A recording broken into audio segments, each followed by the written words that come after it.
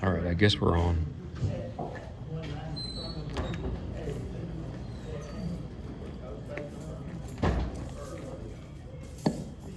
Hello. Good afternoon. How are you all today? All right, does this sound okay? Does it sound, you can hear me? Okay, very good. Well, I want to thank Catherine very much for having me and setting up this microphone and everything. Just, I've played here in the past before, and it's good to be back. I was telling Catherine I played here in like 2017 for the first time, so that's been a little while. I'm going to play some classical piano, and then at the end, some Southern gospel, and I'll speak about the music, what to listen for, etc. But I want to start out with something a little different. I'm going to do a short improvisation, but I need your help. So can you give me several random musical notes? If you don't read music, you've got the alphabet A through G, and you can flat them and sharp them too. But that's pretty much if you name me. So could you give me one note, any note, please? C, okay, it's a good one. Okay, another one. D, okay. How about two more? F. One more. G. That's nice, okay. What do you want me to do with it? What style do you want it in? What mood do you want? Do you want me to parody a composer or a style? You tell me. Here's our melody. John Williams.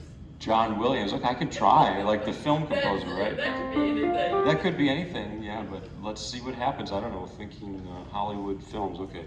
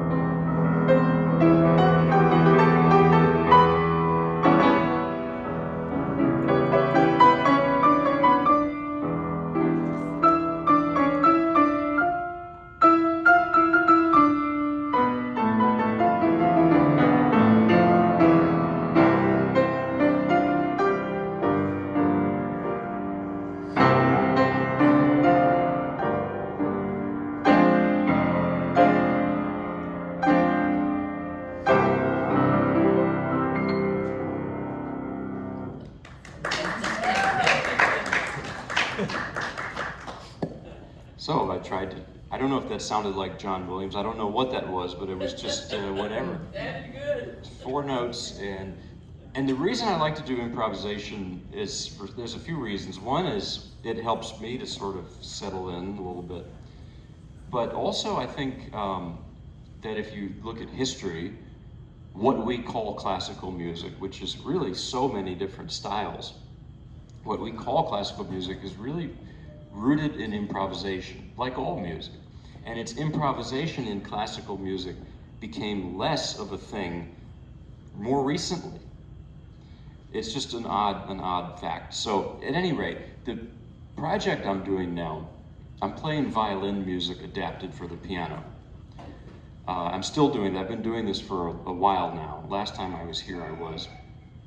And the reason, well, there's a story about it. During the pandemic, the start of the pandemic, I watched a documentary about great violinists of the past, like Jascha Heifetz, Nathan Milstein, Yehudi Menuhin, etc. And I was so moved by it, I decided I'm going to switch instruments. I've got to play the violin. And it's more portable, and it's a beautiful instrument. Well, I told this to my wife the next day. She's a pianist, and she gave me this look, which I know that look very well. I said, okay, what are you thinking? And she said, I wouldn't recommend it. Because she said, I know someone who did that. It took them years, And so remember, we had our first son at that time. It's going to be too much trouble, to put it mildly. And she was right. I got it. To learn a whole new instrument, forget it. Or as we say in New Jersey, forget about it. So plan B was to play violin music arranged for the piano, of which there's a lot. And I'm still doing this. It's still pretending to be a violinist, essentially. So I'm going to play, today's mostly short pieces. I'm going to start with an 18th century gavotte by Gossec. Gossec was a French composer. He wrote this right before the French Revolution. And so it evokes that time. I mean, the Versailles, the powdered wigs, that whole world, which for better or worse was to be gone shortly after. The gavotte, it's generally played on the violin nowadays, but it's from an opera called Recital. It's a dance sequence, I call it. I don't know if that's the right term. French opera loves to have dance. It's just like people like, in North Carolina, you have to have Texas Pete with your barbecue, right? So with the French opera, you have to have dance. So can you imagine Wagner having dance in his opera? I mean, it's impossible. But when his operas were done in Paris, the French added in dances to Wagner's operas without his approval, and he was not very thrilled, you could say the least. So yeah, this piece, finally, it's very funny, because it's that whole Versailles, it's very elegant, and but it has this feature, I call it a musical hiccup. You'll hear it, I'll demonstrate. Right there, you see, so it's all very polite, da, da, da, da, da, da, and then just out of the blue. And it's very funny, and I think for that reason, the Looney Tunes and maybe Tom and Jerry, they use this, because it just works. So here's the Gavotte by Gossec, very short piece.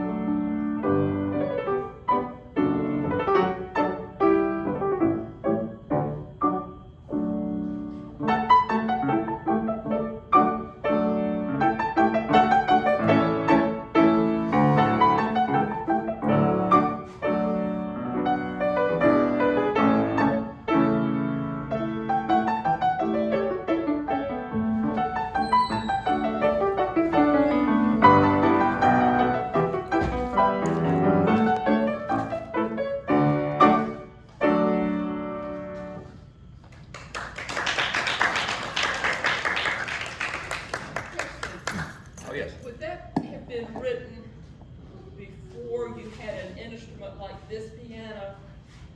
Yes, so that's an arrangement. These are all arrangements, and that's arranged from an orchestral score.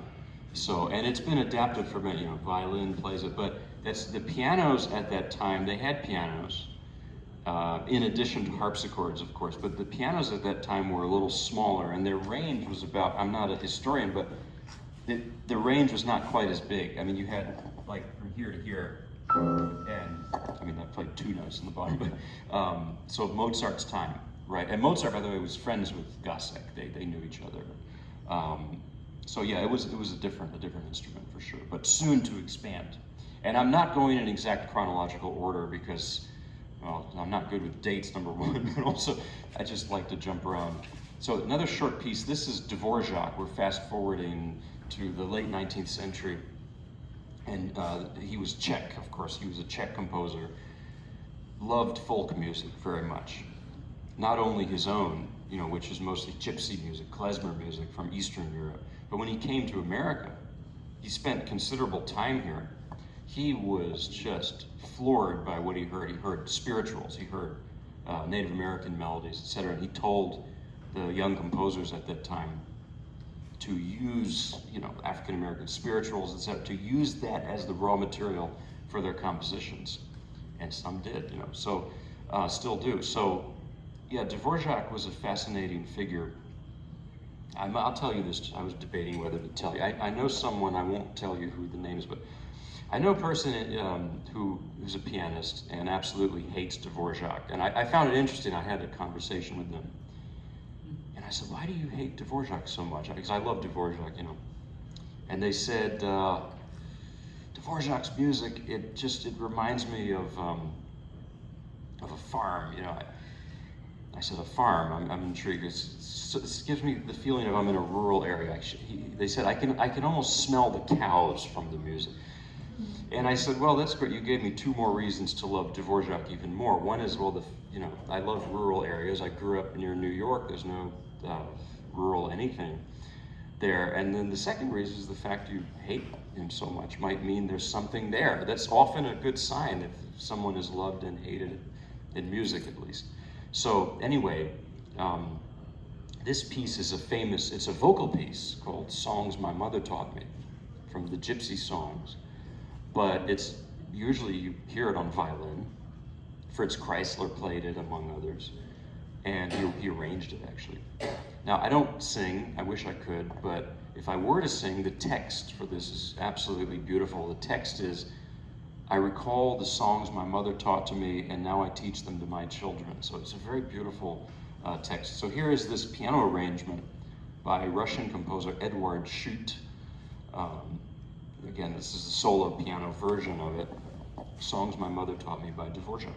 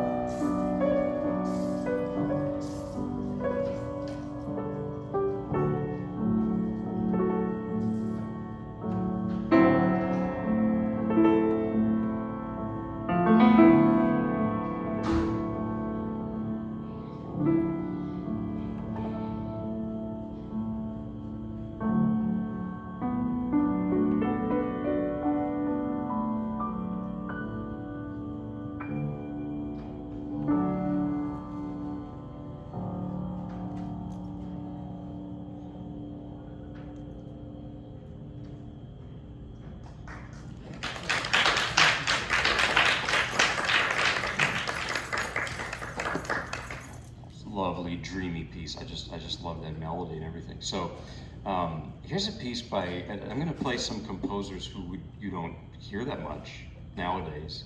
You did back in the good old days. I mean, like late 19th century, but not so much now. This is Moritz Moszkowski. Does that name ring a bell for anyone? He was a Polish composer, lived in Berlin mostly at the turn of the last century. And many old school, old time pianists played him, like Vladimir Horowitz liked to play his music, for instance, but not so much now. And I have a theory about this. By the way, all these pieces, they sort of fall into the category, you could say, of salon music, like salon painting, which is a wonderful genre that's somewhat overlooked. And I think Moszkowski, a lot of his music is bubbly and happy. And I think there's a tendency in classical music now that if a piece is not downright miserable, it's not serious music, it's not great art, but that's not true. Sometimes it's good to laugh. Sometimes, Mozart's operas are mainly comic. The Greeks believed that comic theater was more profound than tragic theater. Maybe they had it right. But anyway, this piece is called Guitar, like a Spanish flamenco guitar. That's what it's going for, I think. I mean, I didn't know Moszkowski.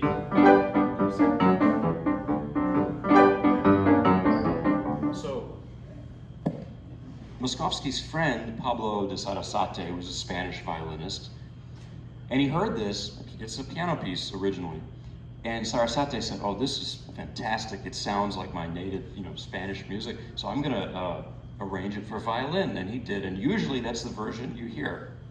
But because I never learned the violin, I'm playing the original piano version. But you can't find any recordings, really hardly, of the solo piano version. So I've been listening to all these old-time violinists play it. So anyway, this is Guitar by Moszkowski.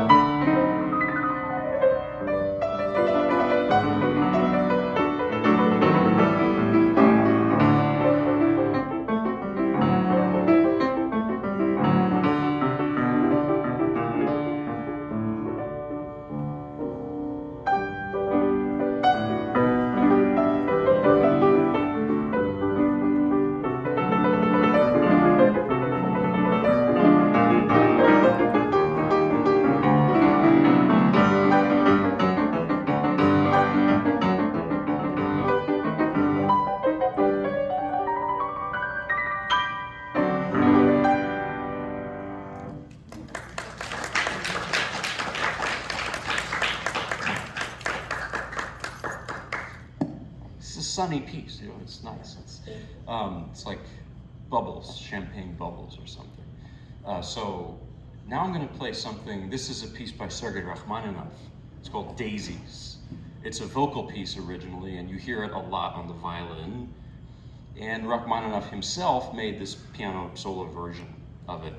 So Rachmaninoff wrote it in 1916, which is 1 year before the Russian Revolution, and 1 year before, well, he and his family got out and never went back because of the revolution. And he was sort of a Russian aristocrat. He didn't come from much means because his father apparently gambled away the family money, but still having that background, aristocratic background, he did not see much of a future there in communist Russia.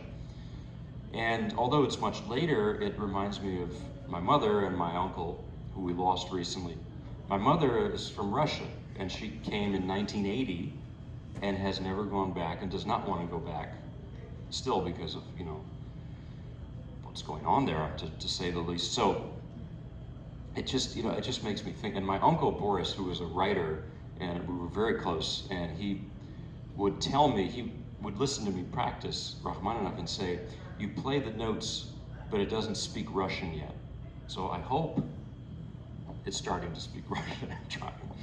But here's Daisies by Rachmaninoff. Daisies, Rachmaninoff probably by our standards had clinical depression maybe, or he was at the very least very melancholic, very nostalgic as a person. But I think that this piece is about his very happy memory of spending time in the countryside in the summers with his grandmother. I think that's what this image, the music, conjures that image of daisies in a wide, open Russian meadow. So here it is.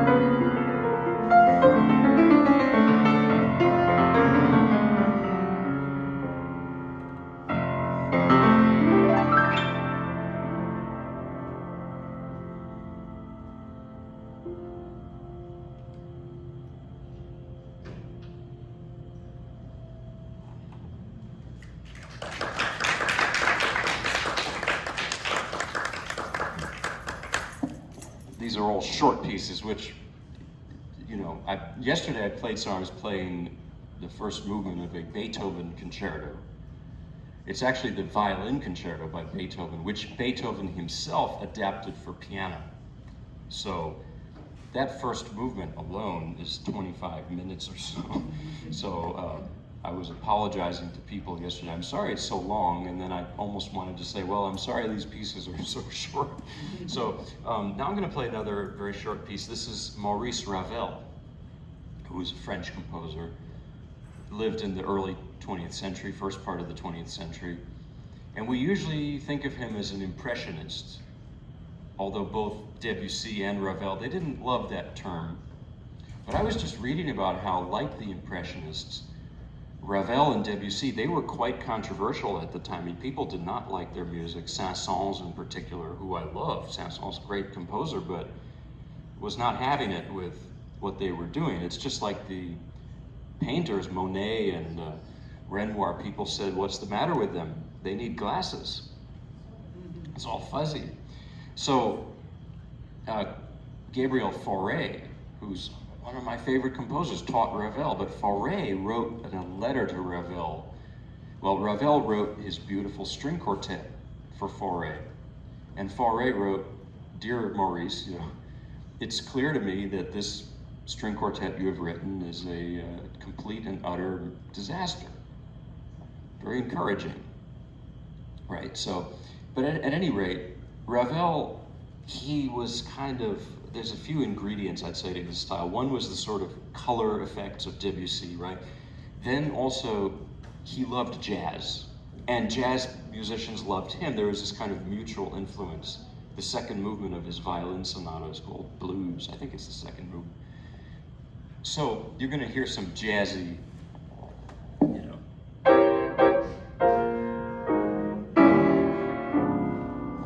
you could see the jazziness of it.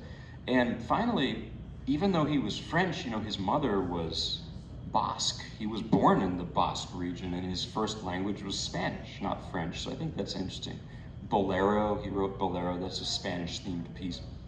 So anyway, I'm going to play this piece called Pièce en forme de habanera, piece in the style of a habanera, which is not only a type of pepper, but it's also a dance from Cuba, originally from Havana. And Cuban music, one of my major teachers was Cuban and assigned us Cuban composers. Cuban music is this wonderful blend of the music of Spain and West African music. And it has this rhythm, Any opera fans, you know that there's a habanera in Carmen by Bizet. So anyway, this is Ravel's take on a habanera. You hear it on violin mainly, on the flute also. He wrote it as a vocalise for voice with no lyrics, just humming basically, and piano. Now this piano solo version I'm playing is by a guy named Daniel Héricourt. Does that name sound familiar to anyone? Because, okay, in Greensboro, it does. I'll tell you why. I failed to look up Daniel Héricourt. Daniel and Jane Héricourt. Jane, and they're both musicians, composers. So this lady comes up to me after I played it in Greensboro, and she said, "Robert, you're not going to believe this, but Daniel and Jane Héricourt were my neighbors in Greensboro for 20 years. I said, "Well, you got to be kidding me. That it says 1924 on the sheet music." She said, "Yeah, well, he knew Ravel and Debussy, was born in like 1900 or so, and ended up teaching at UNCG and retired there. So it's a small world." And then his wife, Jane, apparently I was playing somewhere and someone said, "Jane Héricourt was here 30 minutes ago, you just missed her." So the moral of the story is, when directed to me, though, is if you're going to talk about someone or play someone's music, you better look up who they were, because you never know. You never know. It's a small world. So this is Ravel, piece in the style of a habanera, but arranged by Daniel Héricourt, who lived in Greensboro, right down the road.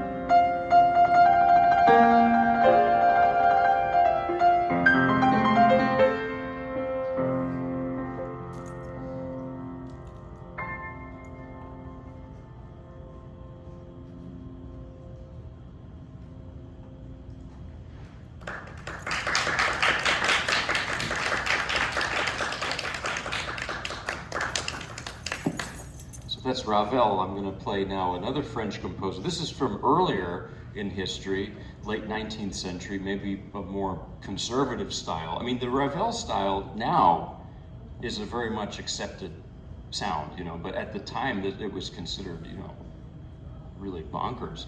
But this is a beautiful piece called La Cinquantaine, the 50th anniversary, from the Golden Wedding by Jean-Gabriel Marie. I think it's for cello originally and orchestra. And I looked it up. I really cannot find that much information on it. I just know that there's a Woody Herman big band version of it from the 40s, which is wonderful, but very different from the version I'm going to do. And it's just, to me, it has this wonderful blend. It sounds cliche to say, but it has this blend of melancholy and joy, like 50% each. It just has both. I don't know how to explain it, so here it is. La Cinquantaine by Jean-Gabriel Marie.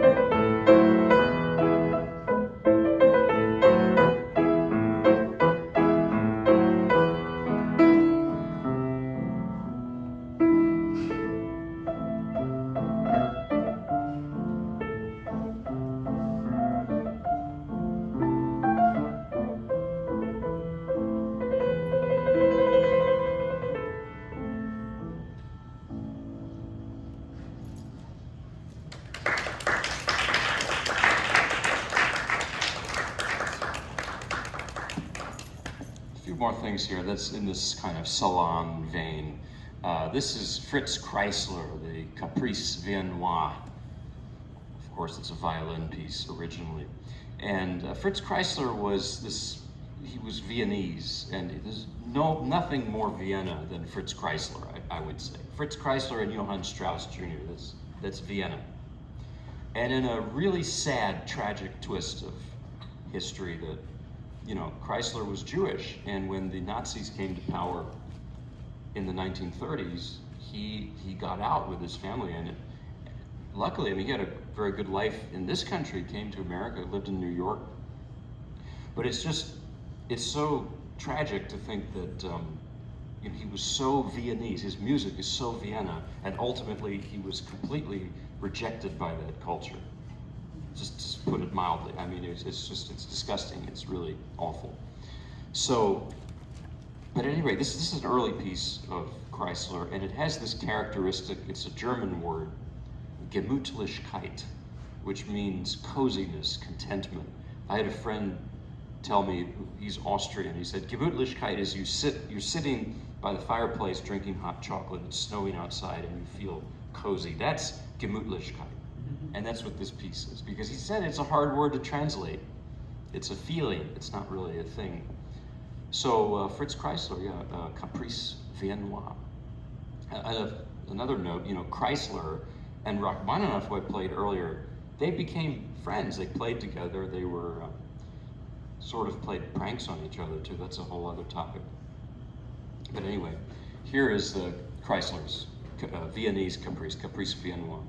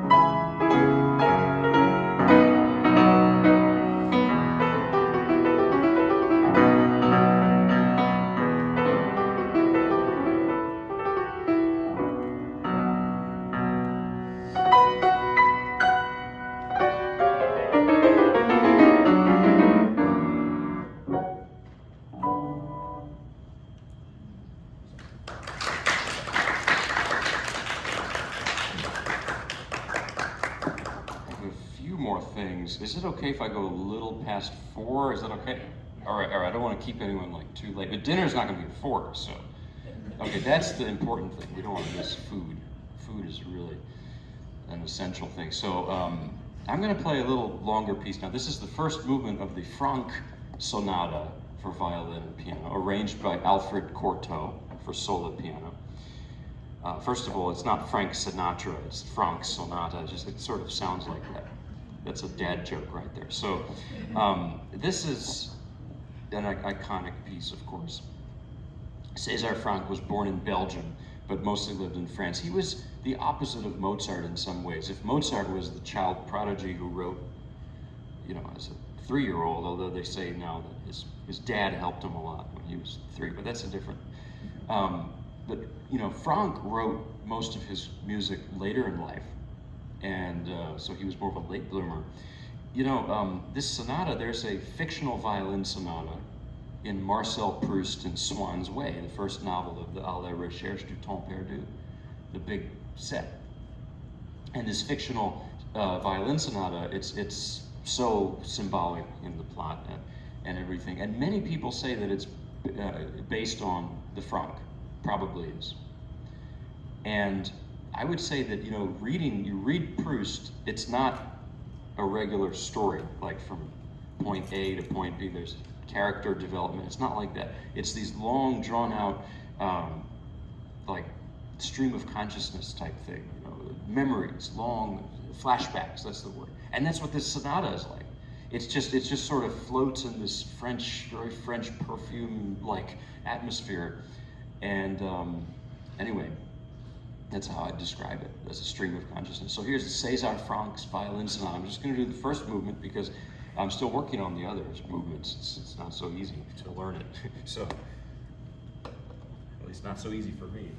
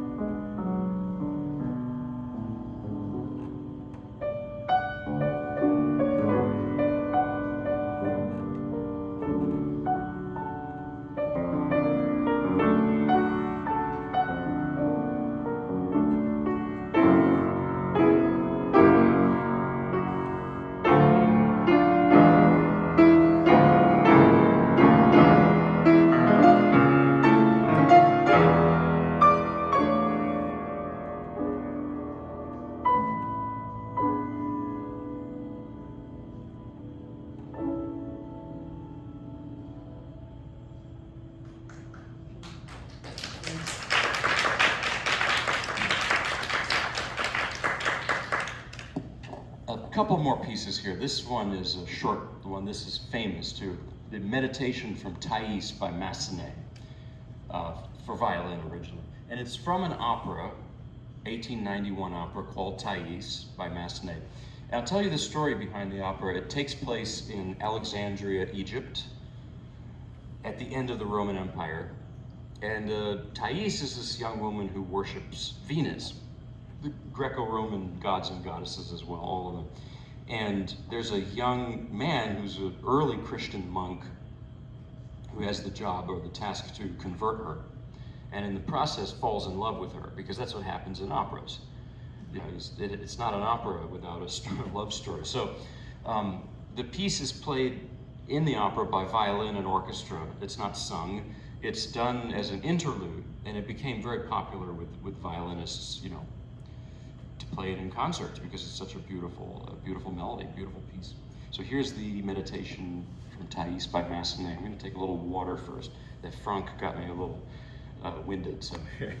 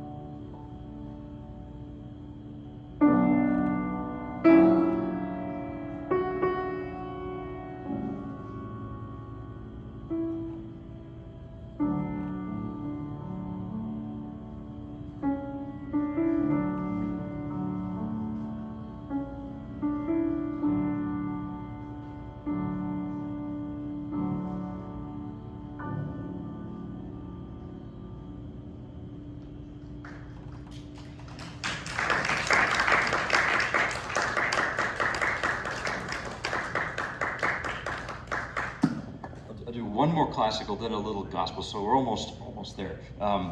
Let's see, I have a funny story about that piece. So I played it somewhere. I'm going to write a book about funny stories one day, things that have happened to me. This lady came up to me and said, "I'd like to tell you a secret." I said, "Okay." She whispered to my ear, "Clearly, this piece is superior on the violin." I said, "Well, I can't argue with that, but thank you very much for coming out today." So I just thought that was so funny. And she's not wrong. It's just, I just can't play the violin, that's all. You gotta stick with what you know. So I'm gonna now play a very, very firework-like piece. This is Paganini, Niccolo Paganini, who was an Italian violinist, lived in the late 18th century, early 19th century, and was something of like a rock star at that time. He was really a wild man. He was more like a Jimi Hendrix type person than someone we think of as classical. And for that reason, the polite society, the whole culture of that time really didn't like him. There were some people who thought he was possessed. And the Romantics, though, loved him. Franz Liszt in particular. Liszt heard him play at a time in Liszt's life that was quite bleak. His father had died. He almost jumped in the Seine River at one point. But Liszt, young Liszt, heard Paganini, and the rest was history. He locked himself up in a room to practice for a few years and became Franz Liszt, essentially. And in that time period, the first thing he did was take Paganini's music, some of it, and arrange it, adapt it for the piano. And that's what I'm going to play, one of those pieces. I've done maybe some of them here before, but not this one. This is the last of the 6 Paganini studies by Liszt, based on the 24th solo violin Caprice by Paganini. So it's a lot of words, but it's a familiar theme and variations. Let me play you the opening, you might know it.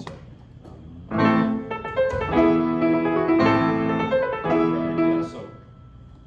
Now see what Franz Liszt does to it. He makes it his own composition, really. Because, musical arrangement, I'm doing all arrangements, it's not Google Translate. It's not word for word, note for note. A good arrangement is a complete rethinking of the piece. I mean, some are more closely connected to the original. The Franck, for example, is pretty much the original, but then some arrangements like this one are quite different from the original, and the arranger has taken liberties with it. So anyway, here it is, Liszt's version of Paganini's 24th Caprice.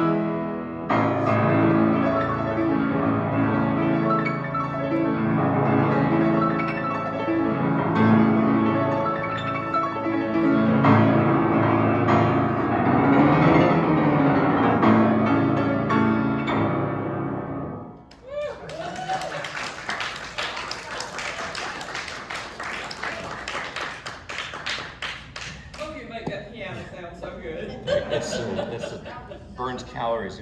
So I'm going to now play some Southern gospel to close. Thank you all very much for coming, and some short gospel pieces. This is, I'm going to do softly and tenderly, because that last one is very much not that.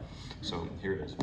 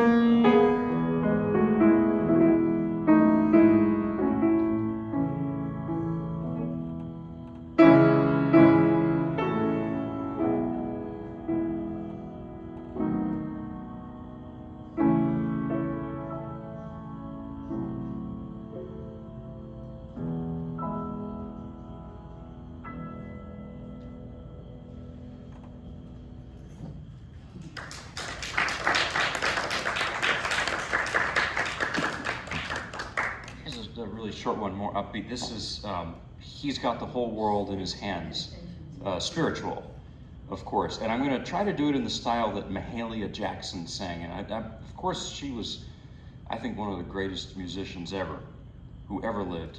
But I was upset once because I mentioned the name Mahalia Jackson. This is not here, somewhere else. And someone started laughing. I got really upset. I got to the car and realized that they probably thought I had said Michael Jackson, not Mahalia Jackson. It's just different. You know, Mahalia Jackson was an old school gospel singer. Nothing against Michael, I'm just saying it's just different. So I just thought maybe that's what happened. So here is how I try to do how she sang it. Of course I can't do it justice, but I'll do my best. So He's got the whole world in his hands.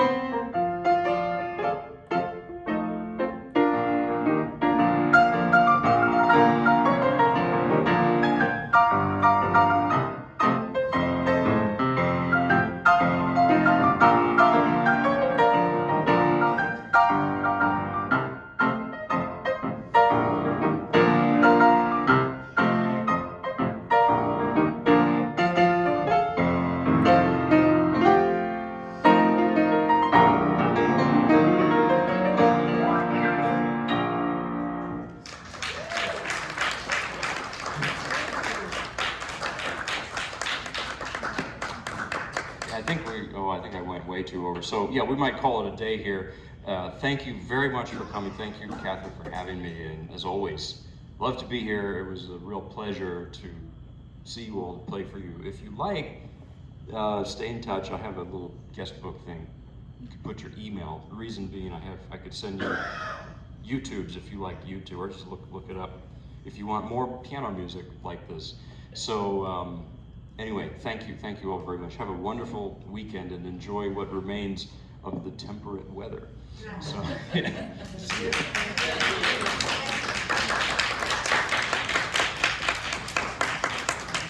Thank you, Robert, for Thanks, coming. Catherine. We Yes, we always really like having super you. enjoyed that. I think everybody was blown away by your music. So Thank you very much. And of course, we'll have you back. Oh, I'd love to, yeah. Hey, Who would love to have Mr. Buzz? I'm gonna shut this thing off because